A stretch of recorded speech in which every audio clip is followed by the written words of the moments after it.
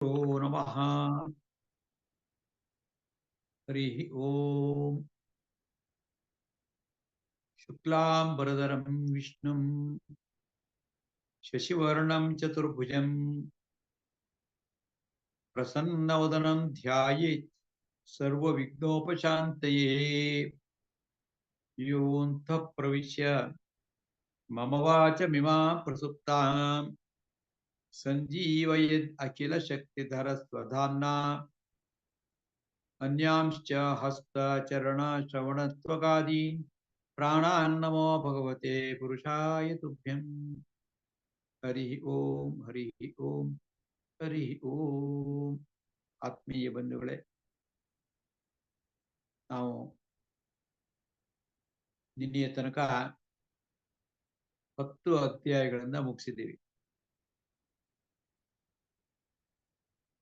ಹಿಂದೆ 16ನೇ ಅಧ್ಯಾಯ ಆಗಿತ್ತು. 10 ಅಂದ್ರೆ 11 ಅಧ್ಯಾಯ ಆಯಿತು. ಇನ್ನು 7 ಅಧ್ಯಾಯ ಬಾಕಿ ಇದೆ.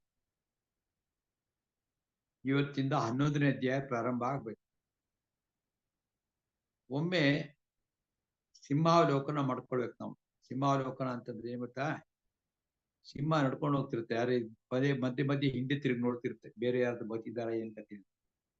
ಅಂದ್ರೆ ನಮ್ಮ ಕಲಿತಾ ಇದ್ದೀವಲ್ಲ, ಇಲ್ಲಿ ತನಕ ನಾವ್ ಏನ್ ಕಲಿತಿದ್ದೀವಿ, ನಾವು ಸರಿಯಾಗಿ ಕಲಿತಿದ್ದೀವ, ಮುಂದೇನು ಅಂತೆಲ್ಲ ಯೋಚನೆ ಮಾಡೋಕ್ಕೋಸ್ಕರ ಸಿಂಹಾವಲೋಕನ. ಇಲ್ಲಿ ತನಕ ಮೊದಲನೇ ಅಧ್ಯಾಯದಲ್ಲಿ ಅರ್ಜುನನ್ಗೆ ಮೊದಲು ದುರ್ಯೋಧನ ಮಾತಾಡ್ತಾನೆ. ಧೃತರಾಷ್ಟ್ರ ಒಂದ್ ಸಾಲಷ್ಟೇ. ಧೃತರಾಷ್ಟ್ರ ಸಂಜಯನ ಪ್ರಶ್ನೆ ಕೇಳ್ತಾನೆ. ಸಂಜಯನ ಪ್ರಶ್ನೆ ಕೇಳಿದ ನಂತರ ಸಂಜಯ್ ಹೇಳಕ್ ಶುರು ಮಾಡ್ತಾನೆ. ಇಡೀ ಭಗವದ್ಗೀತೆಯಲ್ಲಿ ಧೃತರಾಷ್ಟ್ರ ಮಾತಾಡೋದು ಬರೀ ಒಂದೇ ಶ್ಲೋಕದಿಂದ. ಆದ್ರೆ ಮುಂದೆ ಸಂಜಯನ್ ಕೇಳ್ತಾನೆ. ಸಂಜಯ ಧೃತರಾಷ್ಟ್ರಂಗೆ ಹೇಳ್ತಾ ಹೋಗ್ತಾನೆ. ಇದೆಲ್ಲ ಗೊತ್ತಾಯ್ತು ನಮ್ಗೆ. ಮತ್ತು ದುರ್ಯೋಧನ ಅವನಲ್ಲಿದ್ದಂತ ದುರ್ಬಲತೆಯನ್ನು ತೋರಿಸ್ಕೊಂಡು ಅವನು ಮಾತಾಡಿದ್ ಬಂತು. ಅದಾದ್ಮೇಲೆ ಅರ್ಜುನ ಕೃಷ್ಣನಿಗೆ ಹೇಳ್ತಾ ಬರ್ತಾನೆ. ಮೊದಲನೇ ಅಧ್ಯಾಯದಲ್ಲಿ ವಿಶೇಷವಾಗಿರ್ತಕ್ಕಂಥದ್ದು ಒಂದು ವಿಷಾದ ಅಥವಾ ಡಿಪ್ರೆಷನ್ ಆದಾಗ ಎಲ್ಲ ಜನಗಳು ಏನ್ ಮಾತಾಡ್ತಾರೆ ಅದೇ ರೀತಿ ಅರ್ಜುನ ಬೇಕಾಷ್ಟು ಮಾತಾಡ್ತಾನೆ. ಮತ್ತೆ ಆ ಡಿಪ್ರೆಷನ್ ಆದ್ರೆ ಅಂದ್ರೆ ನಾ ಮಾಡ್ತಾ ಇರದೇ ಸರಿ, ನಾ ತಿಳ್ಕೊಡದೆ ಸರಿ ಅಂತಾನೆ ಮಾತಾಡ್ತಾರೆ. ಹಾಗೆ ಅರ್ಜುನ ಬೇಕಾಷ್ಟು ಹೇಳ್ತಾನೆ. ಕೃಷ್ಣ ಶಾಂತವಾಗಿ ಎಲ್ಲವನ್ನೂ ಕೇಳ್ತಾನೆ. ಈ ಕೌನ್ಸಿಲಿಂಗ್ ಮಾಡತಕ್ಕಂಥವ್ರು ಇರ್ತಾರ, ಮಾನಸಿಕ ತಜ್ಞರು, ಅವ್ರು ಯಾವ ರೀತಿ ಇರಬೇಕು ಅನ್ನೋಂಥದ್ದು ಮೊದಲನೇ ಅಧ್ಯಾಯದಲ್ಲಿ ಗೊತ್ತಾಗ್ತದೆ. ಶಾಂತ ಚಿತ್ತದಿಂದ ಬೇರೆಯವರು ಹೇಳೋದನ್ನ ಕೇಳಬೇಕು. ಅದೆಲ್ಲವನ್ನು ಕೂಡ ಕೇಳಿಸ್ಕೊಂಡಂತ ಕೃಷ್ಣ 2ನೇ ಅಧ್ಯಾಯ ಸಾಂಖ್ಯ ಯುಗದಲ್ಲಿ ನಿಧಾನವಾಗಿ ಅವನಿಗೆ ಒಂದೊಂದೇ ವಿಷಯ ತಿಳಿಸಕ್ ಶುರು ಮಾಡ್ತಾನೆ. ಪ್ರಾರಂಭದಲ್ಲಿ ಬೈತಾನೆ. ಮೊದಲು ಕ್ಲೇಬ್ಯಂ ಮಾಸ್ ಮೊಮ್ಮ ಪಾರ್ಥ ಏತತ್ವಯಿ ಉಪೋದ್ಯತೆ ಕ್ಷುದ್ರಂ ಹೃದಯ ದೌರ್ಬಲ್ಯಂ ತೆಕ್ಕ ಉತ್ತಿಷ್ಟ ಪರಂತಪ. ಏನಿದು ಅವನಿಗೆ ಇಂಥದ್ದು ಒಳ್ಳೆ ವಿಷಮ ಪರಿಸ್ಥಿತಿನಲ್ಲಿ ಯುದ್ಧ ಮಾಡುವಂತ ಗಳಿಗೆನಲ್ಲಿ ಈ ತರ ನಿಮ್ಗೆ ಮಾಡ್ತಾ ಇದ್ದಾರೆ, ಇದು ಸರಿಯಲ್ಲ, ಇದು ನಿನ್ನಂತ ವೀರನಿಗೆ ಶೋಭಿಸಿರ್ತಕ್ಕಂಥ ಸಂಗತಿ ಅಲ್ಲ ಅಂತ ಹೇಳಿ ಆಮೇಲೆ ಶಾಂತವಾಗಿ ಅತ್ಯಂತ ಗಹನ ತತ್ವ, ಆತ್ಮ ಅಂತಂದ್ರೇನು, ಅಥವಾ ಜೀವ ಅಂತಂದ್ರೇನು, ಪರಮಾತ್ಮ ಅಂತಂದ್ರೇನು, ಶರೀರ ಅಂತಂದ್ರೇನು, ಈ ಜಗತ್ತು ಅಂದ್ರೆ ಅಂತದನ್ನೆಲ್ಲ ನಿಧಾನವಾಗಿ ಅವನಿಗೆ ಹೇಳ್ತಾ ಹೇಳ್ತಾ ಹೇಳ್ತಾ ಬರ್ತಾನೆ. ಹಂಗಾಗಿ ಸಾಂಖ್ಯ ಯೋಗ ಹೇಳಿದ ನಂತರ ಅರ್ಜುನಿಗೆ ತಿಳುವಳಿಕೆ ಬರುತ್ತೆ. ಮತ್ತಿರ್ಗ 3ನೇ ಅಧ್ಯಾಯ ಕರ್ಮಯೋಗ. ಅದರಲ್ಲಿ ಕರ್ಮ ಅಂತಂದ್ರೇನು, ಕರ್ಮ ಯಾಕೆ ಮಾಡ್ಬೇಕು, ಕರ್ತವ್ಯ ಕರ್ಮಗಳು ಅಂತಂದ್ರೆ ಏನು, ಅದೆಷ್ಟು ಮುಖ್ಯವಾದದ್ದು ಅಂತ ತಿಳಿಸಿ ಮುಂದಿನ ಜ್ಞಾನಯೋಗ. ಹೀಗೆ ಒಂದೊಂದೇ ಚಾಪ್ಟರ್ನಲ್ಲಿ ನಾವು ಪ್ರತಿನಿತ್ಯ ಕೂಡ 8-10 ಶ್ಲೋಕ ಕಲ್ಕೋತಾ ಬಂದಿದ್ದೇವೆ. ಯಾವುದೇ ವಿದ್ಯೆಯನ್ನ ಕಲಿತಾಗ ಅದು ನಮ್ಮಲ್ಲಿ ಬೇರೂರಬೇಕು ಅಂತಂದ್ರೆ, ನಮ್ಮ ಮನಸ್ಸನ್ನ ಕೂತಬೇಕು ಅಂತಂದ್ರೆ ನಮಗೆ ಬೇಕಾಗಿರ್ತಕ್ಕಂಥದ್ದು ಶ್ರದ್ಧಾಯಿ ಪರಮಾಗತಿ ಅಂತ ಬಂತು ಹಿಂದೆ. ಶ್ರದ್ಧೆನೇ ತುಂಬಾ ಇಂಪಾರ್ಟೆಂಟ್. ಅದಕ್ಕೋಸ್ಕರ ಕೈನಲ್ಲಿ ಪುಸ್ತಕ ಹಿಡ್ಕೊಂಡೇ ಕೂತ್ಕೊಳ್ಬೇಕು. ಪುಸ್ತಕ ಹಿಡ್ಕೊಳ್ದೆ ಕೂತ್ಕೊಂಡ್ರೆ ಕತೆ ಕೇಳ್ದಂಗೆ ಇರುತ್ತೆ, ಟೈಮ್ ಪಾಸ್ ಆಗುತ್ತೆ, ಮನೋರಂಜನೆ ಆಗುತ್ತೆ ಅಷ್ಟೇ, ವಿದ್ಯೆ ಕಲ್ತಂಗ ಆಗಲ್ಲ. ಅದಕ್ಕೋಸ್ಕರ ಕೈಯಲ್ಲಿ ಪುಸ್ತಕ ಇಟ್ಕೊಳ್ಳೋದು ತುಂಬಾ ಅವಶ್ಯಕತೆ. ಅದಾದ ನಂತರ ಮನನ ಮಾಡ್ಬೇಕು. ಮನನ ಮಾಡೋಂಥವ್ರು ಏನ್ ಕರೀತಾರೆ, ಮುನಿಗಳು ಅಂತ ಕರೀತಾರೆ ಅಂತ. ನಿನ್ನೆ ಕೂಡ ಅದು ವಿಷಯ ಹೇಳಿದೆ, ಮುನಿಗಳು ಅಂತ. ಸೊ ಎಲ್ಲ ಮುನಿಗಳಾಗಬೇಕು. ಅಂದ್ರೆ ಯಾವ್ದನ್ನ ಕಲ್ತಿದ್ದೇವೆ ಅದನ್ನ ಇನ್ನೊಮ್ಮೆ ರಿವಿಷನ್ ಮಾಡಬೇಕು. ಅದು ಒಂದು ಸೈನ್ಸ್ ಪ್ರಕಾರವಾಗಿ ಏನಂತಂದ್ರೆ, ಯಾವುದೇ ಒಂದು ಕಲ್ತಂತ ಅದನ್ನ ನೀವು ಮತ್ತೆ ಜ್ಞಾಪಿಸ್ಕೊಳ್ತಾ ಇದೆ ಅದನ್ನ, ಅದು ಮರ್ತೋಗ್ಬಿಡುತ್ತೆ. ಅದಕ್ಕೋಸ್ಕರ ವಿತಿನ್ 24 hours ಅದು ರಿಪೀಟ್ ಮಾಡ್ಕೋಬೇಕು. ಹೀಗೆ ಮಾಡೋದು. ಹಂಗಾಗಿ ಸೊ 10 ಅಧ್ಯಾಯಗಳು ಮುಗಿಸಿದೀವಿ ನಾವು. ಸಾಕಷ್ಟು ವಿಷಯ ತಿಳ್ಕೊಂಡಿದ್ವಿ. ನಾವು ಉಚ್ಚಾರಣೆ ಚೆನ್ನಾಗಿ ಕಲ್ತ್ಕೊಳ್ಬೇಕು.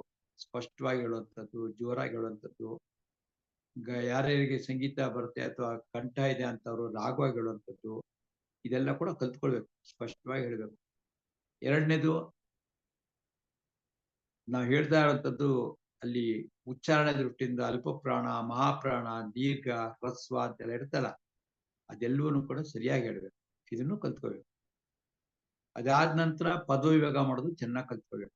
ನಮ್ಗೆ ಪದವಿಭಾಗ ಬಂದ್ರೆ ಆಗ ಪದದ ಜ್ಞಾನ ಜಾಸ್ತಿ ಆಗ್ತಾ ಹೋಗುತ್ತೆ.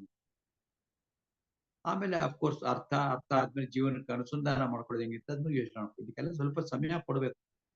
ದೇವರೇ ಕೊಟ್ಟಿರ್ತಕ್ಕಂಥ 24 ಗಂಟೆನಲ್ಲಿ ಅದನ್ನೆಲ್ಲವೂ ಕೂಡ ಕೇವಲ ಸ್ವಂತಕ್ಕೇನೋ ಉಪಯೋಗಿಸ್ಕೊಂಡ್ರೆ ಅದಷ್ಟೊಂದು ಸರಿಯಲ್ಲ. ಕೊನೆಯ ಪಕ್ಷ ನಾವು ಉದ್ಧಾರ ಆಗ್ಬೇಕು. ದೇವ್ರಿಗೆ ಏನ್ ಬೇಕಾಗಿಲ್ಲ ನಿಮ್ ಟೈಮು. ದೇವ್ರಿಗೆ ನಮ್ ಟೈಮ್ ಆಗ್ಲಿ, ನಮ್ ನೈವೇದ್ಯ, ನಮ್ ಮಂಗಳಾರತಿ ಪೂಜೆ ಯಾವ್ದು ಬೇಡ. ನಮಗಾಗಿ ನಾವು ಮಾಡೋಣ, ನಮಗೆ ಲಾಭ. ಅದಕ್ಕೋಸ್ಕರ ಒಂದು ಅರ್ಧ ಗಂಟೆಯೋ 1 ಗಂಟೆ ದಿನಾಗ್ಲೂ ಕೂಡ ಇಲ್ಲಿ 1 ಗಂಟೆ ಕೇಳ್ತೀವಿ, ಇನ್ನೊಂದು ಅರ್ಧ ಮುಕ್ಕಾಲು ಗಂಟೆ ಹೊತ್ತು ಮಾರನೇ ದಿವಸ ಮುಂದಿನ ಕ್ಲಾಸ್ ಮುಂಚೆ ಪುಸ್ತಕ ತಿರುಗಿ ಹಾಕಿ ಕೂತ್ಕೊಂಡು ಆಲೋಚನೆ ಮಾಡ್ಕೊಂತಂದ್ರೆ ಸಬ್ಜೆಕ್ಟ್ ತುಂಬಾ ಡೀಪ್ ಆಗಿ ಒಳಗಡೆ ಹೋಗುತ್ತೆ. ಡೀಪ್ ಆಗಿ ಹೋದ್ರೆ ಮಾತ್ರ ಅವಾಗ ನಮ್ಮ ಜೀವನದಲ್ಲಿ ಅನುಷ್ಠಾನ ತರಕ್ಕೆ ಅನುಕೂಲ ಆಗುತ್ತೆ. ಇದು 10 ಅಧ್ಯಾಯಗಳು ಮುಗಿದ ನಂತರ ಭಗವಂತನ ವಿಭೂತಿ ಕೊನೆಗೆ 10ನೇ ಅಧ್ಯಾಯದಲ್ಲಿ ನನ್ನ ಭಗವಂತನ ಅರ್ಥ ಮಾಡ್ಕೋಬೇಕಾಗೋದ್ರೆ ಅವ್ನ ವಿಭೂತಿ ಸ್ವರೂಪನ ಅರ್ಥ ಮಾಡ್ಕೊಳ್ಬೇಕು. ನೋಡಿದಷ್ಟು ಭಗವಂತನ ಒಂದು ಮಹಾನತೆ ಅರ್ಥವಾಗ್ತಾ ಹೋಗುತ್ತೆ. ಇದೆಲ್ಲ ಆಯ್ತು. 11ನೇ ಮತ್ತು 10ನೇ ಅಧ್ಯಾಯದ ಫಲಶ್ರುತಿಯನ್ನ ನಾನು ಇವತ್ತು ಹೇಳೋದಿಲ್ಲ, ಅದನ್ನ ಸೋಮವಾರ ದಿವಸ ಹೇಳ್ತೇನೆ.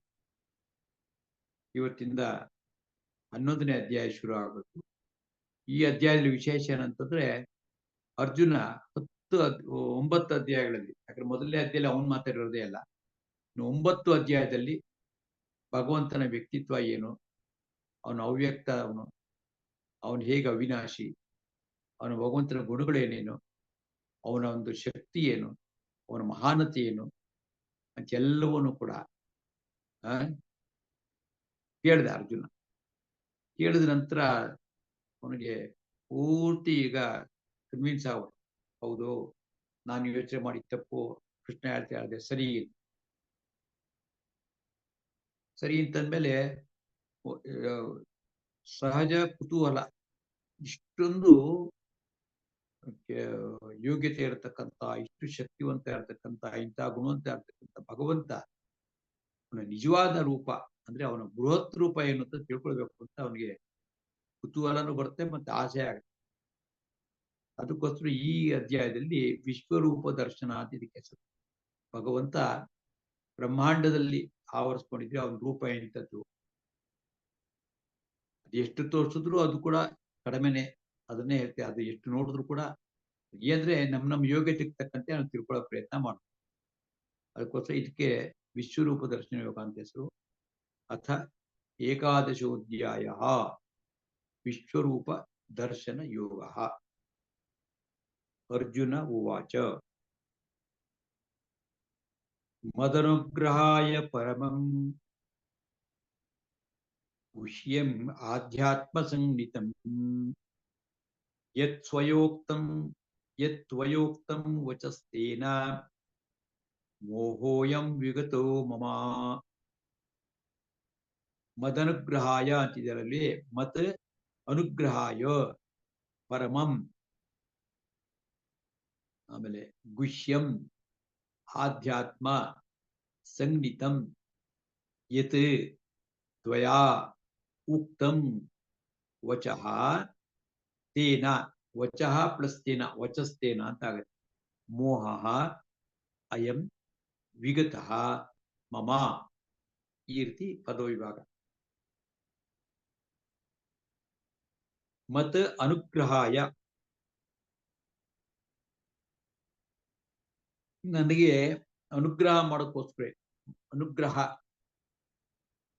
ಅನುಗ್ರಹ ಅಂತಂದ್ರೇನು ಅಂತಂದ್ರೆ ಭಗವಂತ ಕೃಪೆ ಮಾಡಿ ನಮಗೆ ಕೊಡ್ತಕ್ಕಂಥ ಗ್ರಹಣ ಹಿಡ್ಕೊಳ್ಳೋದು ಅಂತ. ಭಗವಂತ ನಮ್ಮನ್ನು ಉದ್ಧಾರ ಮಾಡಬೇಕು ಅಂತ ಹೇಳಿ ನಮ್ಮ ಬಗ್ಗೆ ಅನುಕಂಪದಿಂದ ಅವನು ಅನುಗ್ರಹ ಮಾಡೋದು ಅಂತ ಅದಕ್ಕೆ ಹೇಳ್ತಾರೆ. ಹೀಗೆ ಅರ್ಜುನ ಹೇಳ್ತಿದ್ದಾನೆ, ಮತ್ ಅನುಗ್ರಹಾಯ ನಾನು ಅನುಗ್ರಹ ಮಾಡಬೇಕು ಅಂತಾನೆ ನೀನು ತ್ವಯಾ ನಿನ್ನಿಂದ ಯತ್ ಪರಮಂ ಗುಹ್ಯಂ ಆಧ್ಯಾತ್ಮಂ ಯತ್ ಯಾವ ಯಾವ ಪರಮಂ ಗುಹ್ಯಂ ಅತ್ಯಂತ ಗೋಪ್ಯವಾದ, ಅತ್ಯಂತ ರಹಸ್ಯವಾದ, ಅತ್ಯಂತ ಸೂಕ್ಷ್ಮವಾದ ಅಂತ.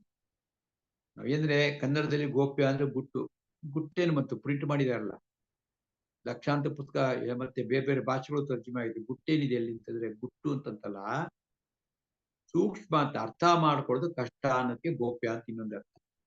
ಅಷ್ಟು ಅರ್ಥ ಮಾಡ್ಕೊಳ್ಳೋದು ಕಷ್ಟ ಆಗಿರ್ತಕ್ಕಂಥ ವಿಷಯವನ್ನ ಅದು ಪರಮಗುಹ್ಯ, ತುಂಬಾ ಕಷ್ಟ ಅರ್ಥ ಮಾಡ್ಕೊಳ್ಳೋದು, ಗೊತ್ತಾಯ್ತಲ್ವಾ?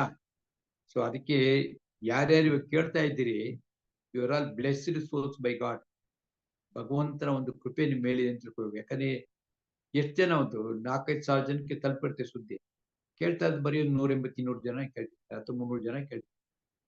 ಅಂದ್ರೆ we have been bestowed by God, blessed by God. ಅದಕ್ಕೋಸ್ಕರ ನಾವು ತಿಳ್ಕೊತಾ ಇದ್ವಿ. ಆಗ ಅರ್ಜುನ್ಗೂ ಕೂಡ ಕೃಷ್ಣನದೇ ಉಪದೇಶ ಆಯ್ತು. ಮತ್ ಅನುಗ್ರಹಾಯ ನನಗೆ ಅನುಗ್ರಹ ಮಾಡೋಕ್ಕೋಸ್ಕರವೇ ತ್ವಯಾ ಯತ್ ಪರಮಂ ಗುಹ್ಯಂ ಅತ್ಯಂತ ಗೋಪ್ಯವಾದಂತ ಆಧ್ಯಾತ್ಮ ಸಂಹಿತಂ ಆಧ್ಯಾತ್ಮ ವಿಷಯಗಳನ್ನು, ವಚಃ ಅಂದ್ರೆ ಆ ವಚನಗಳನ್ನು ಅಥವಾ ಉಪದೇಶಗಳನ್ನು, ಉಕ್ತಂ ಉಕ್ತ ಅಂದ್ರೆ ಹೇಳುವುದು, ಉಕ್ತಂ ಕೇಳಲ್ಪಟ್ಟಿದೆಯೋ ಅದು, ತೇನ ಮಮ ಅಯಂ ಮೋಹ ವಿಗತ ಅದರಿಂದ, ತೇನ ಅದರಿಂದ, ಮಮ ಅಯಂ ಮೋಹ ವಿಗತ ನನ್ನ ಈ ಮೋಹ, ಅಯಂ ಅಂದ್ರೆ ಈ ಮೋಹ ಅನ್ನೋದು ವಿಗತ. ಗತ ಅಂದ್ರೆ ಹೋಗುವಂತ, ಗೋ ಗತ ಅಂದ್ರೆ, ವಿ ಅಂದ್ರೆ ವಿಶೇಷವಾಗಿ ಹೊರಟೋಯ್ತು ಅಂತ. ಮೋಹ ಅಂತಂದ್ರೆ ಏನೇನೋ ಭ್ರಮೆ ಭ್ರಾಂತಿ ನಮ್ಗೆಲ್ಲ ಇರ್ತಲ್ಲ, ಆತರ ಏನೋ ಭ್ರಮೆ ಭ್ರಾಂತಿ ಅನ್ನಲ್ವಾ, ಇಲ್ಯೂಷನ್, ಕನ್ಫ್ಯೂಷನ್, ಇಲ್ಯೂಷನ್, ಅದಕ್ಕೆಲ್ಲ ಮೋಹ ಅಂತಂತಾರೆ. ಕನ್ನಡದಲ್ಲಿ ಮೋಹ ಅಂತಂದ್ರೆ ಅಟ್ಯಾಚ್ಮೆಂಟ್ ಅಂತ ಅಷ್ಟೇ ಅರ್ಥ. ಆದ್ರೆ ಸಂಸ್ಕೃತದಲ್ಲಿ ಮೋಹ ಅಂದ್ರೆ ಹಂಗಲ್ಲ. ಏನೋ ಕಲ್ಪನೆಗಳು, ಹುಚ್ಚುಚ್ಚು ಕಲ್ಪನೆಗಳೆಲ್ಲ ಇರುತ್ತೆ, ಅದೆಲ್ಲ ಹೊರಟೋಯ್ತು ಅಂತ ಹೇಳ್ತಾರೆ. ಈಗ ನನಗೆ ಒಂದು ಸ್ಪಷ್ಟತೆ ಬಂದ್ಬಿಟ್ಟಿದೆ ಅಂತ ಹೇಳ್ತಾರೆ. ಯಾಕಂದ್ರೆ ನಿನ್ನ ಉಪದೇಶದಿಂದ ನಂಗೆ ಆ ರೀತಿ ಆಯ್ತು ಕೃಷ್ಣ ಅಂತ ಹೇಳ್ತೇನೆ. ಏನು ಭ್ರಮೆ ಏನಿಲ್ಲ. ಅದಕ್ಕೆ ಹೇಳ್ತಾ ಹಿಂದೆ ಒಂದು ಕೇಳ್ಬೇಕಾಗಿ ಬಂದ್ರೆ ಓಪನ್ ಮೈಂಡ್ ಇಂದ ಕೇಳ್ಬೇಕು. ನೋಡಿ 2ನೇ ಅಧ್ಯಾಯದಲ್ಲಿ ಹೇಳ್ತಾನೆ, ಶಿಷ್ಯಸ್ತೇಂ ಶಾದಿ ಮಾಂ ಪ್ರಪನ್ನಂ ಅಂತ. ಕೃಷ್ಣ ಏನೋ ಹೇಳ್ಬಿಡ್ತೀನಪ್ಪ, ನಾನು ಈ ಶಿಷ್ಯ, ದಯವಿಟ್ಟು ನನಗೆ ಉಪದೇಶ ಮಾಡು ಅಂತ ಹೇಳ್ತಾನೆ. ಅಂದ್ರೆ ವಿಷಯಕ್ಕೆ ನಾವು ಗುಲಾಮರಾಗಬೇಕು ಅಂತ. ಗುರುವಿನ ಗುಲಾಮನಾಗುವ ತನಕ ದೊರೆಯದಣ್ಣ ಮುಖಿ ಅಂತಿದೆಯಲ್ಲ. ಗುರುವಿನ ಗುಲಾಮ ಆಗೋದು ಅಂತಂದ್ರೆ ಉರ್ದು ವರ್ಡ್ ಗುಲಾಮ, ಅದನ್ನು ತೊಳಬಾರ್ದು. ಗುಲಾಮ ಅಂತಂದ್ರೆ you have to surrender to God, surrender subject. ಕೇಳಿದ್ರನ್ನ ಓಪನ್ ಮೈಂಡ್ ಇಂದ ಕೇಳ್ಬೇಕು. ಕ್ಲೋಸ್ ಮೈಂಡ್ ಇದ್ರೆ ಅರ್ಥನೇ ಆಗೋದಿಲ್ಲ, ಪ್ಲಸ್ ತಪ್ಪು ತಿಳ್ಕೊಂಡ್ಬಿಡ್ತೀವಿ. ಅಂದ್ರೆ ನೀ ಎಲ್ಲ ಹೇಳಿದ್ದಿ, ನಂಗೆ ಅಜ್ಞಾನ ಹೋಗಿದೆ ಅಂತ ಹೇಳ್ತಾರೆ. ಅಂದ್ರೆ ಚೆನ್ನಾಗಿ ಕೇಳಿದಾನೆ ಅರ್ಜುನ, ಪೂರ್ತಿ ಇಲ್ಲಿ ತನಕ 10ನೇ ಅಧ್ಯಾಯ ತನಕ ಎಲ್ಲ ಕೇಳಿದಾನೆ. ಕೇಳ್ಬಿಟ್ಟು ಈ ವಿಷಯ ಹೇಳ್ತಾನೆ. ಸೊ ನಾವುಗಳ ರೀತಿ ಹೇಳಕ್ಕಾಗಬೇಕು ನಾವು, ನಮ್ಗೆ ಭಗವಂತ ನಿನ್ ದಯೆಯಿಂದ ನಮ್ಗೆಲ್ಲ ವಿಷಯ ಅರ್ಥವಾಗಿದೆ, ನಿನ್ ರೂಪವನ್ನು ತೋರ್ಸಪ್ಪ ಅಂತ ನಾವುಗಳು ಕೇಳೋ ತರ ಆಗ್ಬೇಕು ನಾವು. ಅದಕ್ಕೋಸ್ಕರ ಈ ಶ್ಲೋಕ ಅರ್ಜುನ ಹೇಳ್ತಾ ಇರೋದು. ಮದ್ ಅನುಗ್ರಹಾಯ ಪರಮಂ, ಮದ್ ಅನುಗ್ರಹಾಯ ನಮ್ಗೆ ಅನುಗ್ರಹ ಮಾಡಕ್ ಅಂತಾನೆ, ಪರಮಂ ಗುಹ್ಯಂ ಆಧ್ಯಾತ್ಮ ಸಂಗೀತಂ ಅತ್ಯಂತ ರಹಸ್ಯವಾಗಿರತಕ್ಕಂಥ, ಸೂಕ್ಷ್ಮ ಇರತಕ್ಕಂಥ ಆಧ್ಯಾತ್ಮ ವಿಚಾರವನ್ನ, ಯತ್ ತ್ವಯ ಉಕ್ತಂ ಯಾವುದು ನಿನ್ನಿಂದ ಹೇಳಿಕೊಟ್ಟಿತ್ತು ಅದನ್ನ, ವಚಃ ಮಾತುಗಳಿಂದ, ತೇನ ಅದರಿಂದ, ಅಯಂ ಮೋಹ ಮಮ ವಿಗತ ಮಮ ಮೋಹ ವಿಗತ ನನ್ನ ಮೋಹ ಎಲ್ಲ ಹೊರಟೋಗ್ಬಿಟ್ಟಿದೆ ಅಂತ ಹೇಳ್ತಾನೆ. ಅರ್ಜುನ ಉವಾಚ ಮದನುಗ್ರಹಾಯ ಪರಮಂ ಗುಹ್ಯಂ ಅಧ್ಯಾತ್ಮ ಸಂಹಿತಂ ಯತ್ ಸ್ವಯೋಕ್ತಂ ವಚಸ್ತೇನ ಮೋಹೋಯಂ ವಿಗತೋ ಮಮ. ಎರಡನೇ ಶ್ಲೋಕ. ಭವಾಪ್ಯಯೋ ಹಿ ಭೂತಾನಾಂ ಶ್ರುತೋ ವಿಸ್ತರಶೋ ಮಯಾ ತ್ವತ್ತಃ ಕಮಲಪತ್ರಾಕ್ಷ ಮಾಹಾತ್ಮ್ಯಮಪಿ ಚಾವ್ಯಯಂ. ಭವಾಪ್ಯಯೋ ಈ ಭೂತಾನಾಂ ಶ್ರುತೌ ವಿಸ್ತರಶೋ ಮಯಾ ತ್ವತ್ತಃ ಕಮಲಪತ್ರಾಕ್ಷ ಮಾಹಾತ್ಮ್ಯಮಪಿ ಚ ಅವ್ಯಯಂ. ಹೇ ಕಮಲಪತ್ರಾಕ್ಷ, ಎರಡನೇ ಸಾಲಿನಲ್ಲಿ ಕಮಲಪತ್ರಾಕ್ಷ. ಕಮಲ ಪತ್ರ ಅಕ್ಷ ಮೂರು ಶಬ್ದ ಇದೆ. ಕಮಲ ಅಂತಂದ್ರೆ ಯಾವುದು? ಕಮಲದ ಹೂವು, ಆಯ್ತಾ. ಅಕ್ಷ ಅಂದ್ರೆ ಕಣ್ಣು, ಅಥವಾ ಕಮಲ ಪತ್ರ ಅಂದ್ರೆ ಎಲೆ, ಅಕ್ಷ ಅಂದ್ರೆ ಕಣ್ಣು. ಕಮಲದಲ್ಲೇ ನೋಡಿದಿರ ಹೇಗಿರುತ್ತೆ ಅಂತ, ಗುಂಡಿಗಿರುತ್ತೆ. ಹಂಗೆ ಅತ್ಯಂತ ಆಕರ್ಷವಾಗಿರ್ತಕ್ಕಂಥ ಕೃಷ್ಣನ ಕಣ್ಣುಗಳು. ಅದಕ್ಕೆ ಕಮಲ ಪತ್ರಾಕ್ಷ ಅಂತ ಸಂಬೋಧನೆ ಮಾಡ್ತಾರೆ. ಹೇ ಕಮಲ ಪತ್ರಾಕ್ಷ, ಮಯ ಸ್ವತಃ, ಮಯ ಅಂದ್ರೆ ನನ್ನಿಂದ ಅಂತ ಪುಸ್ತಕದಲ್ಲಿ ನಾನು ಅಂತ ಹಾಕಿದ್ದಾರೆ. ಇಲ್ಲಿ ನನ್ನಿಂದ ಸ್ವತಃ ಭೂತಾನಾಂ ಭವಾಪ್ಯಯೋ, ನಿನ್ನಿಂದ ಭೂತಾನಾಂ ಅಂದ್ರೇನು? ಜೀವರಾಶಿಗಳ ಭವ ಯಯೌ ಅಂದ್ರೆ ಭವ ಅಂದ್ರೆ ಸೃಷ್ಟಿ, ವ್ಯಯೌ ಅಂತಂದ್ರೆ ಲಯ. ಸೃಷ್ಟಿ ಮತ್ತು ಪ್ರಳಯವನ್ನು ವಿಸ್ತರಶಃ ಶ್ರುತೌ, ವಿಸ್ತರಶಃ ವಿಸ್ತಾರವಾಗಿ, ಶ್ರುತೌ ಕೇಳಿದ್ದೇನೆ. ಸೊ ಪ್ರತಿಯೊಂದು ಅಧ್ಯಾಯದಲ್ಲೂ ಬಂತು ಭಗವಂತ ಸೃಷ್ಟಿ ಸ್ಥಿತಿ ಲಯ ಎಲ್ಲ ನೋಡ್ಕೊಳ್ತಕ್ಕಂಥವನು, ಅವನಿದ್ರೆ ಎಲ್ಲ ಆಗ್ತಾ ಇದೆ ಅಂತ ಎಲ್ಲ ಕೇಳಿದ್ವಿ, ಅರ್ಥನೂ ಮಾಡ್ಕೊಂಡ್ವಿ. ಅದನ್ನೇ ಹೇಳ್ತಾ ಇರೋದು ವಿಸ್ತರಶಃ ಶ್ರುತೌ ಚ, ಮತ್ತು ಅವ್ಯಯಂ ಮಹಾತ್ಮ್ಯಂ ಅಪಿ, ಅಷ್ಟೇ ಅಲ್ಲ, ನಿನ್ನ ಅವ್ಯಯವಾಗಿರ್ತಕ್ಕಂಥ ಅವಿನಾಶಿ ಆಗಿರ್ತಕ್ಕಂಥ ಮಹಾತ್ಮ್ಯಗಳನ್ನು ಕೂಡ ನಾನು ಕೇಳಿದ್ದೇನೆ ಅಂತ ಹೇಳ್ತಾರೆ. ನಿನ್ನಿಂದ ಎಲ್ಲ ಕೂಡ ಕೇಳಿದೆ ನಾನು ಅಂತ ಹೇಳಿ ಈಗ ಭಗವಂತನಲ್ಲಿ ಭಕ್ತಿ ಉಂಟಾಗ್ತಾ ಇದೆ. ಯಾಕಂದ್ರೆ ಇದೆಲ್ಲ ಜ್ಞಾಪಿಸ್ಕೊಳ್ತಾ ಇದ್ದಾನೆ.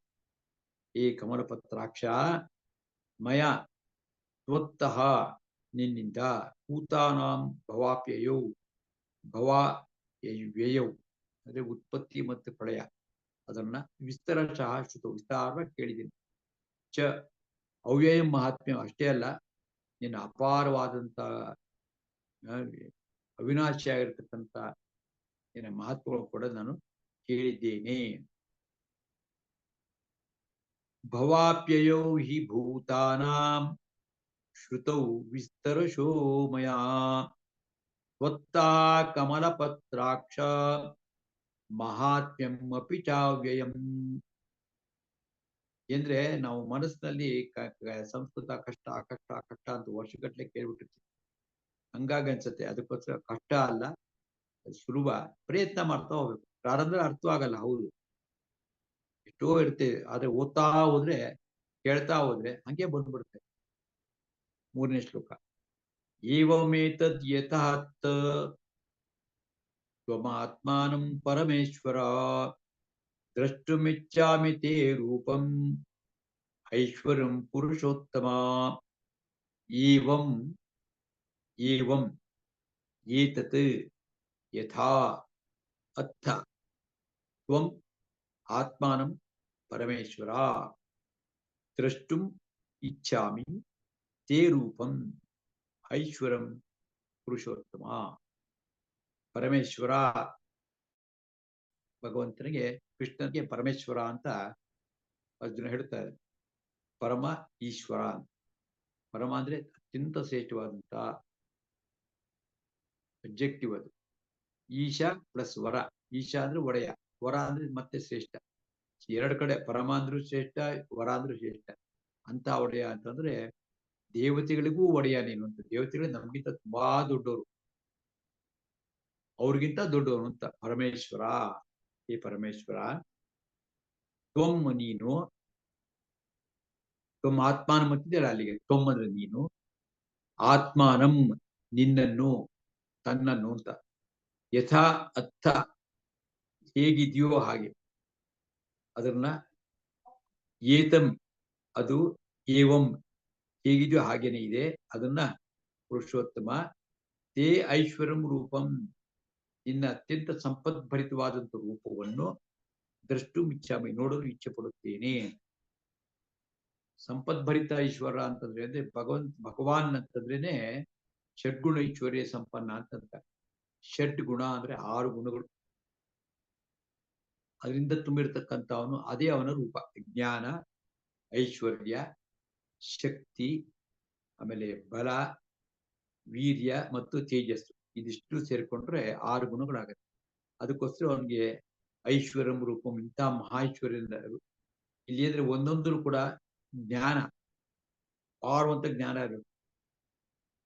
ಜ್ಞಾನ ಇದ್ರೇನೆ ಒಬ್ಬ ಮನುಷ್ಯನಿಗೆ ಯೋಗ್ಯತೆ ಬರ್ತಕ್ಕಂಥ. ಜ್ಞಾನ ಒಂದಿದ್ರೆ ಸಾಕಾಗಲ್ಲ, ಐಶ್ವರ್ಯ ಬೇಕು, ಸಂಪತ್ತು ಬೇಕು, ಐಹಿಕ ಸಂಪತ್ತು ಬೇಕು, ಆಮೇಲೆ ಶಕ್ತಿ ಬೇಕು, ಆಮೇಲೆ ಬಲ ಅಂತಂದ್ರೆ ನೋಡಿ, ಒಂದೊಂದು ಶಕ್ತಿ, ಬಲ, ವೀರ್ಯ 3 ಬೇರೆ ಬೇರೆ. ಕೆಲವು ಆಂತರ ಶಕ್ತಿ, ಒಳಗಿನ ಶಕ್ತಿ, ಹೊರಗಿನ ಶಕ್ತಿ ಎಲ್ಲ ಸೇರ್ಕೊಡುತ್ತೆ. ಶಕ್ತಿ, ಬಲ ಮತ್ತು ವೀರ್ಯ ಮತ್ತು ತೇಜಸ್ಸು, ಇದೆಲ್ಲ ಇದ್ರೆ ತೇಜಸ್ ಇದ್ದೇ ಇರುತ್ತೆ. ಇದೆಲ್ಲದರಿರ್ತಕ್ಕಂಥ ನಿನ್ನ ರೂಪವನ್ನು ದ್ರಷ್ಟು ಇಚ್ಛಾಮಿ, ದ್ರಷ್ಟು ನೋಡಲು ಇಚ್ಛಾಮಿ, ಇಷ್ಟಪಡುತ್ತೇನೆ. ಏವಂ ಏತದ್ ಯಥಾರ್ಥ ತ್ವಮಾತ್ಮಾನಂ ಪರಮೇಶ್ವರ ದ್ರಷ್ಟುಮಿಚ್ಛಾಮಿ ತೇ ರೂಪಂ ಐಶ್ವರ್ಯಂ ಪುರುಷೋತ್ತಮ. ಒಂದ್ ಸಾಲಿನಲ್ಲಿ ಪರಮೇಶ್ವರ ಅಂತ, ಇನ್ನೊಂದು ಸಾಲಿನಲ್ಲಿ ಪುರುಷೋತ್ತಮ ಅಂತ. ಪುರುಷರಲ್ಲಿ ಅತ್ಯಂತ ಉತ್ತಮನಾಗ್ತಕ್ಕಂಥವನೇ ಉತ್ತಮ ಪುರುಷ. 4ನೇ ಶ್ಲೋಕ. ಮನ್ಯಸೆ ಯದಿ ತತ್ ಶಕ್ಯಂ ಮಯಾ ದ್ರಷ್ಟುಮಿತಿ ಪ್ರಭೋ ಯೋಗೇಶ್ವರ ತತೋ ಮೇ ತ್ವಂ ದರ್ಶಯಾತ್ಮಾನಮವ್ಯಯಂ. ಇಲ್ಲಿ ಕೇಳೋದನ್ನ ಕೇಳ್ಬಿಟ್ಟಿದ್ದಾನೆ, ಆದ್ರೆ ನೋಡಕ್ಕಾಗಬೇಕಲ್ಲ. ಈಗ ಸೂರ್ಯನ್ ನೋಡ್ಬೇಕಂತೇಳಿ ಸೂರ್ಯನ್ ಕಂಡ್ರೆ ಸೂರ್ಯನ ಪೂಜಾ ಮಾಡ್ತೀವಿ, ಭಕ್ತಿ ಬರು ಭಗವಂತ ಸೂರ್ಯ ನೀನ್ ಎದುರುಗಳು ನಿಂತ್ಕೊ ಅಂತಂದ್ರೆ ಏನು ಹತ್ರ ಬರ್ತಾ ಸೂರ್ಯ ಬುದ್ಧಿ ಆಗ್ಬಿಡ್ತೀವಿ. ಹಾಗೆ ನೋಡೋ ಶಕ್ತಿ ಇರೋದಿಲ್ವಲ್ಲ. ದೇವರು ಅದೇ ತರನೇ. ಅದಕ್ಕೆ ಅದು ನೆನಪಿಗೆ ಬಂತು, ಅದಕ್ಕೋಸ್ಕರ ಅರ್ಜುನ ಹೇಳ್ತಾನೆ, ಮನ್ಯಸೆ ಯದಿ ತತ್ ಶಕ್ಯಂ ಮಯ ದ್ರಷ್ಟುಂ ಇತಿ ಪ್ರಭೋ. ಹೇ ಪ್ರಭೋ, ಹೇ ಪ್ರಭೋ, ಯದಿ, ಯದಿ ಅಂದ್ರೆ ಒಂದು ವೇಳೆ, ಯದಿ ಮಯಾ ತದ್ ದ್ರಷ್ಟುಂ ಶಕ್ಯಂ ಇತಿ ಮನ್ಯಸೆ, ಮಯ ನನ್ನಿಂದ ತತ್ ಆ ನಿನ್ನ ರೂಪವನ್ನು ದ್ರಷ್ಟುಂ ಶಕ್ಯಂ, ದ್ರಷ್ಟುವನ್ನು ನೋಡಲು, ಶಕ್ಯಂ ಶಕ್ತಿ ಇದೆಯಾ, ಯೋಗ್ಯತೆ ಇದೆಯಾ ಅಂತ ನಿನಗನಿಸಿದರೆ, ಇತಿ ಮನ್ಯಸೆ ಹೀಗೆ ನೀನು ಭಾವಿಸ್ಕೊಂಡ್ರೆ, ತತಃ ಆಗ, ತತ ಅಂದ್ರೆ ಆಮೇಲೆ ಅಂತ, ಯೋಗೇಶ್ವರ ತ್ವಂ ಅವ್ಯಯಂ ಆತ್ಮಾನಂ ಮೇ ದರ್ಶಯ, ನಿನ್ನ ಅವಿನಾಶಿ ರೂಪವನ್ನು, ನಿನ್ನ ಸ್ವರೂಪವನ್ನು ನನಗೆ ಮೇ ದರ್ಶಯ, ಮೇ ನನಗೆ ದರ್ಶನ ಮಾಡಿಸು ಅಂತ ಹೇಳ್ತಾರೆ. ಈಗ ಸಾಮಾನ್ಯವಾಗಿ ಕೃಷ್ಣ ಅಂತಂದ್ರೆ ನಮ್ಮ ತರ ನಿಂತ್ಕೊಂಡಿದ್ದಾರೆ, ಅವನಿಗೆ ನಿನ್ ವಿಶ್ವರೂಪ ನೋಡ್ಬೇಕು ಅಂತ ಆಸೆ ಆಗಿದೆ, ಅದಕ್ಕೋಸ್ಕರ ಕೇಳ್ತಿದ್ದಾನೆ. ಆದ್ರೆ ಒಂದು ಹಂಬಲ್ನೆಸ್ ಅಂತಾರಲ್ವ ಇಂಗ್ಲಿಷ್ ನಲ್ಲಿ, ಅಂದ್ರೆ ವಿನಮ್ರತೆ, ವಿಧೇಯತೆ, ವಿಧೇಯವಾಗಿ ಹೇಳ್ಬೇಕು, ಅದಕ್ಕೆ ಕೇಳ್ತಾನೆ ವಿಧೇಯವಾಗಿ. ಪ್ರಭೋ ಯದಿ ಮಯ ತದ್ದ್ರಷ್ಟುಂ ಶಕ್ಯಂ ಇತಿ ಮನ್ಯಸೆ, ನಂಗೆ ನೋಡಕ್ಕೆ ಶಕ್ತಿ ಇದೆ, ಯೋಗ್ಯತೆ ಇದೆ ಅಂತ ಅನಿಸಿದ್ರೆ, ತತಃ ಯೋಗೇಶ್ವರ ತಮ್ಮ ಅವ್ಯಯಂ ಆತ್ಮಾನಂ ಮೇ ದರ್ಶಯ, ನಿನ್ನ ಅವಿನಾಶಿ ಸ್ವರೂಪವನ್ನ ನನಗೆ ದರ್ಶನ ಮಾಡಿಸು ಅಂತ ಕೇಳ್ಕೊತಿದ್ದೆ. ಮನ್ಯಸೆ ಯದಿ ತತ್ ಶಕ್ಯಂ ಮಯಾ ದ್ರಷ್ಟುಮಿತಿ ಪ್ರಭೋ ಯೋಗೇಶ್ವರ ತತೋ ಮೇ ತ್ವಂ ದರ್ಶಯಾತ್ಮಾನಮವ್ಯಯಂ. ಶ್ರೀ ಭಗವಾನ್ ವಾಚ. ಈಗ ಕೃಷ್ಣ ಹೇಳ್ತಿದ್ದಾನೆ 5ನೇ ಶ್ಲೋಕ. ಪಶ್ಚಿಮೇ ಪಾರ್ಥರೂಪಾಣಿ ಶತಶೋಥ ಸಹಸ್ರಶಃ ನಾನಾ ವಿಧಾನಿ ದಿವ್ಯಾನಿ ನಾನಾ ವರ್ಣಾಕೃತೀನಿ ಚ.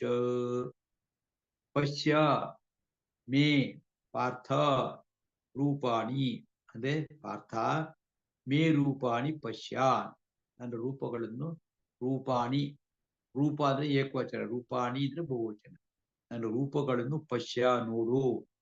ಮೇ ರೂಪಾಣಿ ಪಶ್ಯ. ಅದೆಷ್ಟು ರೂಪಗಳು ಅಂದ್ರೆ ಶತಶಃ ಅಥ ಸಹಸ್ರ. ಶತಶಃ, ಸಹಸ್ರಶಃ. ಶತ ಅಂದ್ರೆ 100, ಸಹಸ್ರ 1000. 100 ಸಾವಿರಾರು ನನ್ನ ರೂಪಗಳನ್ನು ನೋಡು ಅಂತ ಹೇಳ್ತಾರೆ. ಶತಶಃ ಅಥ ಹಾಗೆಯೇ ಸಹಸ್ರಶಃ. ನಾನಾ ವಿಧಾನಿ ದಿವ್ಯಾನಿ. ನಾನಾ ವಿಧಾನಿ, ನಾನಾ ಪ್ರಕಾರದ, ನಾನಾ ವಿಧಾನವಾದಂತ ಚ ಮತ್ತು ನಾನಾ ವರ್ಣ ಆಕೃತಿ ನಿಚ, ನಾನಾ ಬಣ್ಣದ ಆಕೃತಿಗಳು, ನಾನಾ ರೀತಿಯಂತ ಆಕೃತಿಗಳು, ಅದನ್ನು ನೀ ನೋಡು. ದಿವ್ಯಾನಿ ರೂಪಾಣಿ ಪಶ್ಯ. ಅತ್ಯಂತ ದಿವ್ಯವಾಗಿರ್ತಕ್ಕಂಥ, ದಿವ್ ಅಂತಂದ್ರೆ ಬೆಳಕು ಅಂತ. ದಿವ್ಯ ಅಂದ್ರೆ ಅಂದ್ರೆ ಅತ್ಯಂತ, ಈ ಶಬ್ದಕ್ಕೆ ಇಂಗ್ಲಿಷ್ ಟ್ರಾನ್ಸ್ಲೇಟ್ ಮಾಡೋಕ್ಕಾಗಲ್ಲ. ಡಿವೈನ್ ಅಂತ ಅನ್ಕೊಳ್ಬೇಕಷ್ಟೇ, ಗೊತ್ತಾದ ಹೇಳಕ್ಕೆ. ದಿವ್ಯಾನಿ ರೂಪಾಣಿ ಪಶ್ಯ. ಅತ್ಯಂತ ದಿವ್ಯಾರ್ಥದ ರೂಪಗಳನ್ನ ಈ ನೋಡು ಅಂತ ಕೃಷ್ಣ ಹೇಳ್ತಾರೆ. ಪಶ್ಯ ಮೇ ಪಾರ್ಥ.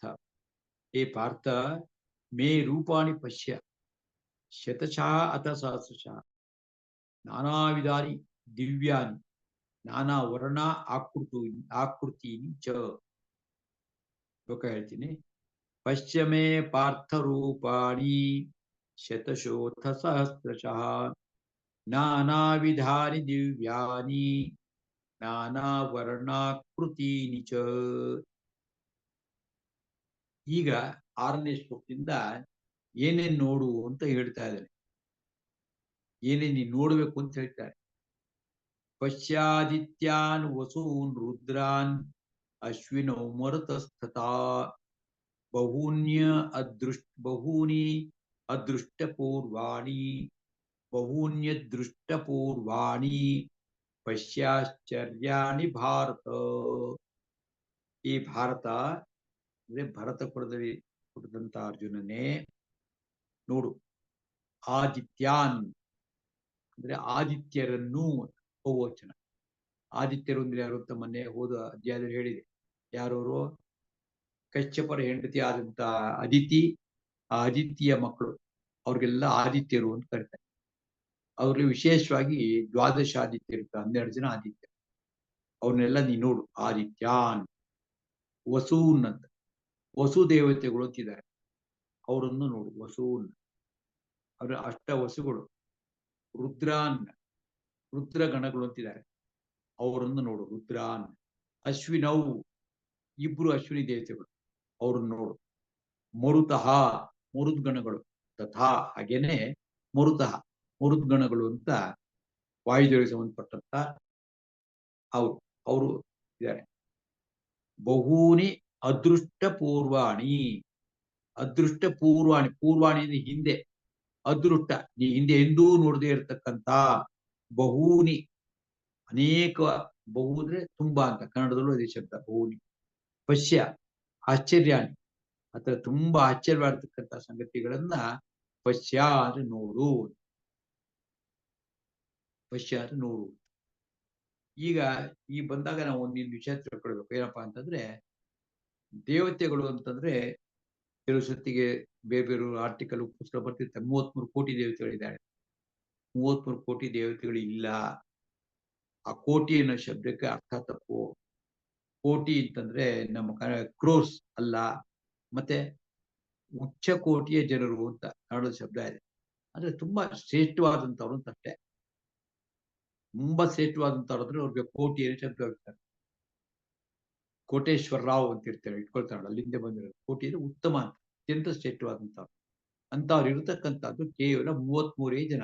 33 ಕೋಟಿ ಅಂದ್ರೆ 33 ಜನ ಇರುತ್ತೆ.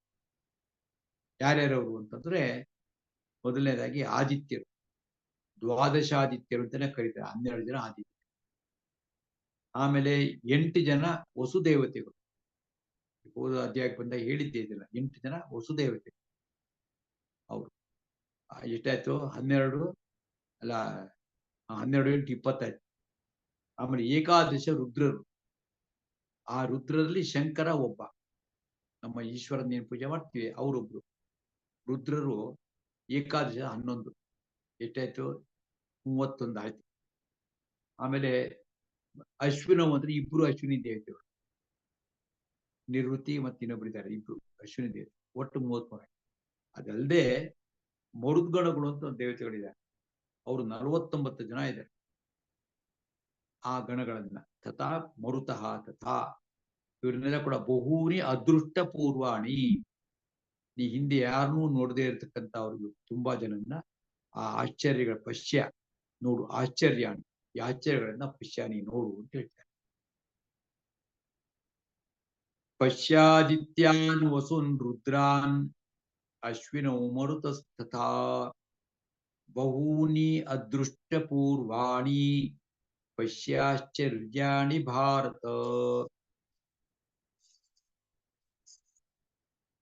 ಮತ್ತೆ ಇವರೆಲ್ಲ ದೇವತೆಗಳು ನಮ್ಮ ಕಣಿಗೆ ಯಾಕೆ ಕಾಣಿಸಲ್ಲ ಅಂತ ಒಂದು ಯಾರನ್ನೋ ಪ್ರಶ್ನೆ ಕೇಳಿ.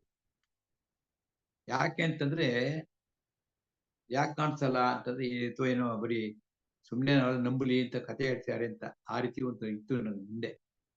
ಆಮೇಲೆ ತಿಳುವಳಿಕೆ ಬಂತ ಗೊತ್ತಾಯ್ತು ಏನಂತಂದ್ರೆ ನಮ್ಮ ಈ ಕಣ್ಣುಗಳಿಗೆ ಕೆಪಾಸಿಟಿ ತುಂಬಾ ಕಡಿಮೆ.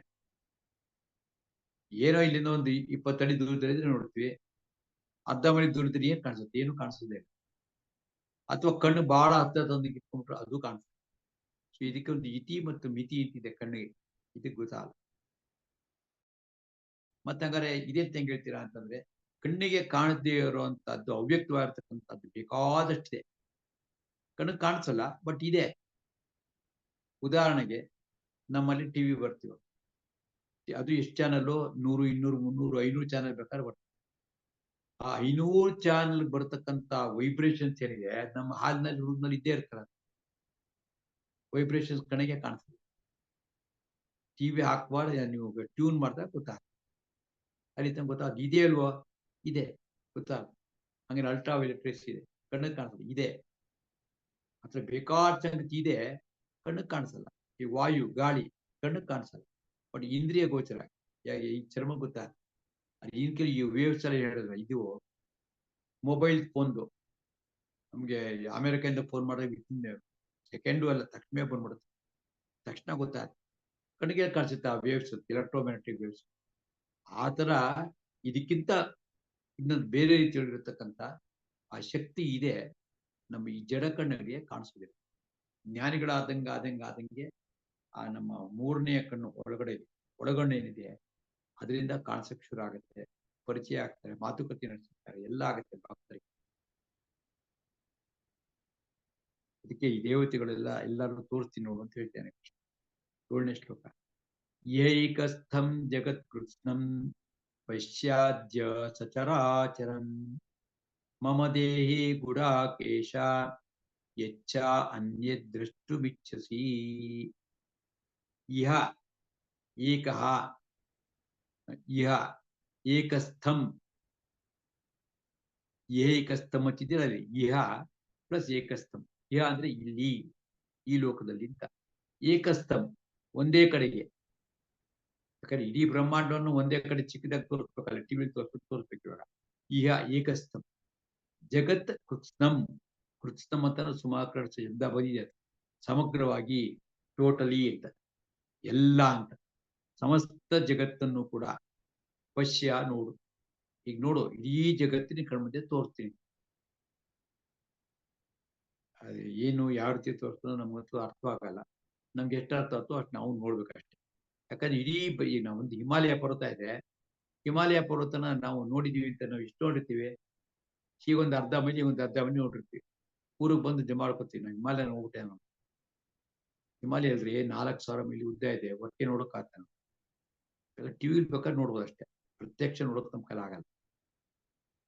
ಕೃಷ್ಣ ಪ್ರತ್ಯಕ್ಷ ತೋರ್ತೀವಿ, ನೋಡು ಪಶ್ಯ ನೋಡು. ಅದ್ಯ ಇವಾಗ ಸ ಚರಾಚರಂ, ಜೊತೆಗೆ ಚರ ಮತ್ತು ಅಚರ ಸಂಗತಿಗಳನ್ನು ತೋರ್ತೀನಿ ನೋಡು. ಚರಜೀವಿಗಳು ಅಂದ್ರೆ ಚಲಿಸ್ತಕ್ಕಂಥ ಜೀವರಾಶಿ, ಅಚರ ಅಂದ್ರೆ ಚಲಿಸದೇ ಇರತಕ್ಕಂಥ ಸಸ್ಯ ರಾಶಿಗಳು, ಅದೆಲ್ಲರೂ ತೋರ್ತೀನಿ ನೋಡು. ಇದೆಲ್ಲರೂ ಕೂಡ ಏಕಸ್ತಂ, ಒಂದೇ ಕಡೆ ಇರತಕ್ಕಂಥ ತೋರ್ತೀನಿ. ಅದು ಹೇಗೆ ಅಂದ್ರೆ ಮಮ ದೇಹಿ, ನನ್ನ ಶರೀರದಲ್ಲೇ ತೋರಿಸ್ತೀನಿ ನೋಡಿ. ನನ್ನೊಳಗೆ ಇದೆ, ಇಡೀ ಬ್ರಹ್ಮಾಂಡವನ್ನ ಧರಿಸ್ಕೊಂಡಿರ್ತಕ್ಕಂಥ ಭಗವಂತ ನನ್ನಲ್ಲೇ. ಮಮ ದೇಹಿ ಗುಡಾಕೇಶ ಅಂದ್ರೆ, ತಿರ್ಗಾ ಅರ್ಜುನ್ಗೆ ಹೇಳ್ತೀವಿ, ಅರ್ಜುನ್ಗೆ ಗುಡಾಕೇಶ ಅಂದ್ರೆ ನಿದ್ದೆಯನ್ನು ಗೆದ್ದವನೇ ಅಂತ ಅರ್ಥ. ಗುಡಾಕೇಶ ಅರ್ಜುನನೇ ಕೇಳು. ಯತ್ ಚ ಅನ್ಯದೃಷ್ಟು ಮುಚ್ಚಿಸಿ, ಇದಲ್ಲದೆ ಇನ್ನೂ ಕೂಡ ಏನ್ ನೋಡ್ಬೇಕು ಅಂತ ಹೇಳೋದನ್ನೆಲ್ಲ ತೋರಿಸ್ತೀನಿ ಅಂತ. ಇತಿ ಅನ್ಯತ್, ಬೇರೆಯನ್ನು ಕೂಡ ದೃಷ್ಟಿ ಮುಚ್ಚಿಸಿ ನೋಡ್ಬೇಕು ಅಂತ ಇಷ್ಟ ಇದೆಯಾ, ಎಲ್ಲ ತೋರಿಸ್ತೀನಿ ತಾಳಿ. ಇಷ್ಟೆಲ್ಲ ಹೇಳ್ಬಿಟ್ಟು ಇದನ್ನು ಇನ್ನೂ ಏನ್ ಬೇಕು ಎಲ್ಲ ತೋರಿಸ್ತೀನಿ ಅಂತ ಅನುಗ್ರಹ ಮಾಡ್ತಾ ಇದೆ. ಇಹೈಕಸ್ಥಂ, ಇಹ ಏಕಸ್ಥಂ ಜಗತ್ ಕೃತ್ಸ್ಥಂ, ಸಮಗ್ರ ಜಗತ್ತನ್ನು ಪಶ್ಯ ಅದ್ಯ ಸಚರಾಚರಂ, ಅದ್ಯ ಈಗ ಸಚರಾಚರಂ, ಸಕಲ ಜೀವರಾಶಿಗಳು ಒಂದೇ ಕಡೆಗೆ ನೀವು ತೋರಿಸ್ತೀನಿ ನೋಡು. ಮಮದೇಹಿ, ಅದು ಎಲ್ಲಿ, ನನ್ನ ಶರೀರದಲ್ಲೇ ತೋರಿಸ್ತೀನಿ ನೋಡಿ, ನಾನು ನೋಡ್ತಾ ಇರೋ ಸಾಕು.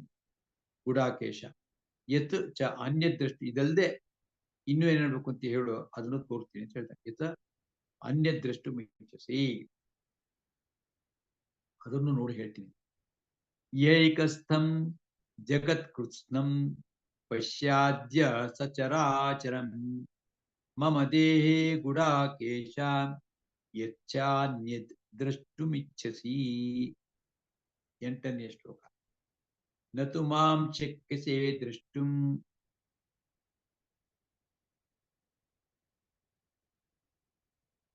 ನತು ಮಾಂ ಶಕ್ಯಸೆ ದ್ರಷ್ಟುಂ ಅನೇನೈವ ಸ್ವಚಕ್ಷುಷಾ ದಿವ್ಯಂ ದದಾಮಿ ತೇ ಚಕ್ಷುಃ ಪಶ್ಯ ಮೇ ಯೋಗಮೈಶ್ವರಂ. ಈಗ ಹೇಳ್ತೇನೆ ಕೃಷ್ಣ, ತೂ ಆದರೆ ಮಾಂ ನನ್ನನ್ನು, ಅನೇನ ಏವ ಸ್ವಚಕ್ಷುಷ, ಸ್ವಚಕ್ಷುಷ ಸ್ವ ಅಂದ್ರೆ ನಿನ್ನ ಕಣ್ಣುಗಳಿಂದ, ದ್ರಷ್ಟುಂ ಅನೇನ ದ್ರಷ್ಟುಂ ಈ ರೀತಿಯಾಗಿ ನೋಡಕ್, ಈ ಪ್ರಕಾರ ನೋಡ್ಬೇಕು ಅಂತ ಅನ್ನೋದಾದ್ರೆ, ನ ಶಕ್ಯಸೇ ಆಗೋದೇ ಇಲ್ಲ. ಏವ ಅಂತ ಏವ ನ ಶಕ್ಯಸು, ಹಿಂಗ್ ನೋಡಕ್ ಆಗೋದೇ ಇಲ್ಲ. ಈ ಕಣ್ಣದ ಲಿಮಿಟೇಷನ್ಸ್ ಇದೆ, ನಿಮಗೆ ಕಾಣಿಸೋದೇ ಗೊತ್ತಾಗೋದಿಲ್ಲ ನಿಮಗೆ ಅಂತ. ನತು ಮಾಂ ಶಕ್ಯಸೇ ದ್ರಷ್ಟುಂ ಅನೇನ ಏವ ಸ್ವಚಕ್ಷುಷ, ಆದ್ದರಿಂದ ದಿವ್ಯಂ ದದಾಮಿ ತೇ ಚಕ್ಷು, ತೇ ನಿನಗೆ ನಾನು ದಿವ್ಯವಾದಂತ ಚಕ್ಷುವನ್ನ ದದಾಮಿ ಕೊಡುತ್ತೇನೆ. ದಿವ್ಯ ಚಕ್ಷು, ಒಳ್ಳೆ ಇದನ್ನ ನೋಡಕ್ಕೆ ಗೊತ್ತಾಗುವಂತ ಕಣ್ಣನ್ನು ಕೊಡುತ್ತೀನಿ ನೋಡಪ್ಪ ಅಂತ ಹೇಳಿ. ಅದ ಕಾಡಕ. ಪಶ್ಯ ಮೇ ಯೋಗಮೈಶ್ವರಂ, ನನ್ನ ಯೋಗ ಸಂಪತ್ತನ್ನು, ಯೋಗೈಶ್ವರಂ ಅದನ್ನ ಪಶ್ಯ ನೀ ನೋಡು ಅಂತ ಹೇಳ್ತಾರೆ. ಹಿಂದೆ ಈ ಕೆಲವು ವರ್ಷಗಳಿಗೆ 3D ಫಿಲಂ ಬರ್ತಾ ಇತ್ತು, ಅದು ಯಾಕೋ ಅನ್ಪಾಪ್ಯುಲರ್ ಆಯ್ತು, ಹೊರೋಯ್ತು. 3D ಫಿಲಂ ನೋಡೋಕ್ಕಾದ್ರೆ ಸಿನಿಮಾದಲ್ಲಿ ಒಂದು ತಡಕ ಕೊಡೋರು, ಅದು ಹಾಕೊಂಡೇ ನೋಡ್ಬೇಕು.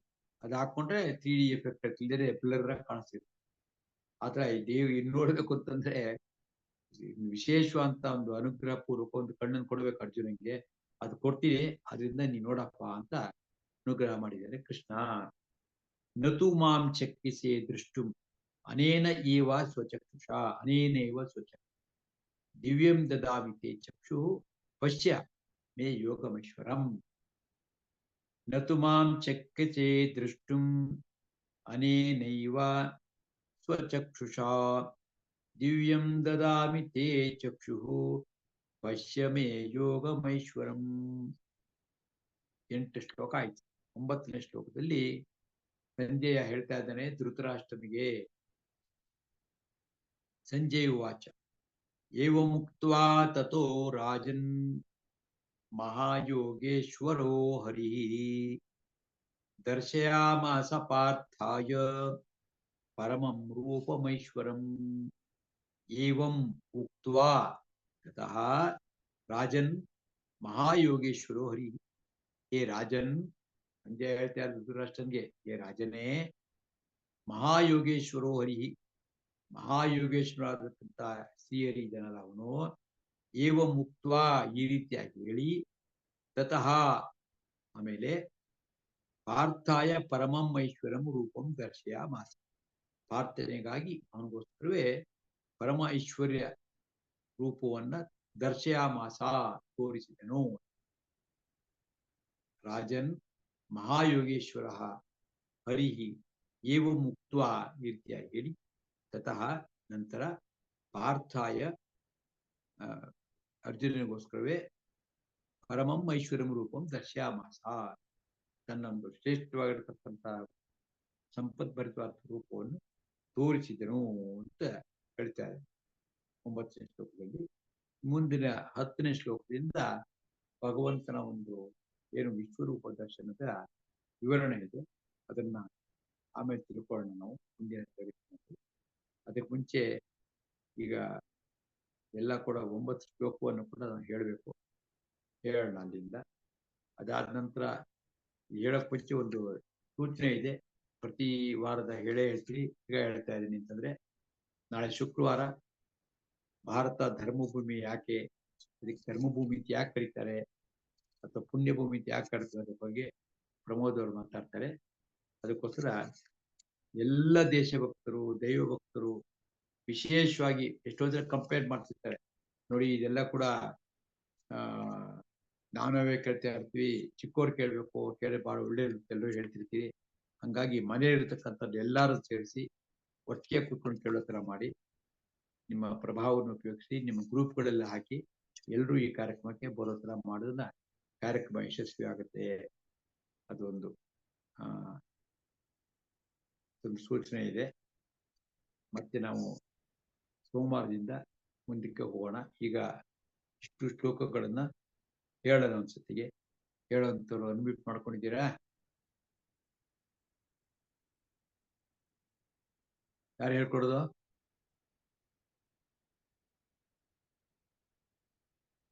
ವಿಶ್ವನಾಥ್.